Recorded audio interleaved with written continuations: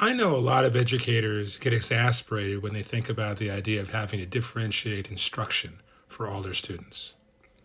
I'm Larry Ferlazzo, and I'd like to suggest that it really isn't that big of a deal.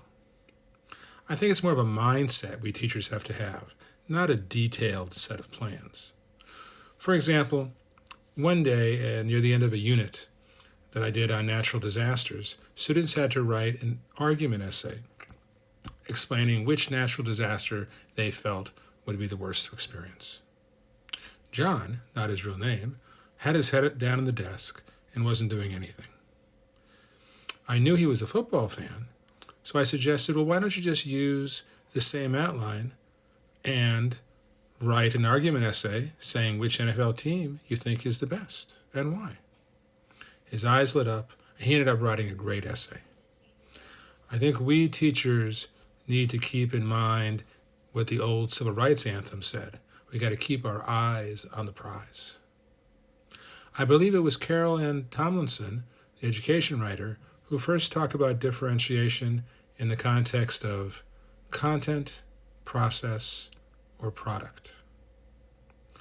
We can differentiate content by providing students who need additional background information to access grade level text by giving them texts or videos that would be accessible to their level. We could easily differentiate by copying and pasting passages into ChatGPT to a lower grade level.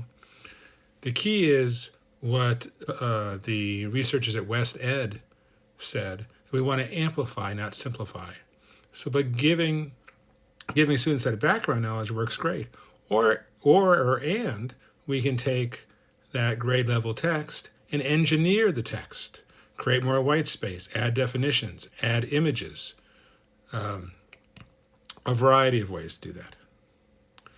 We can differentiate process by, for example, providing graphic organizers with various levels of support, some including sentence starters.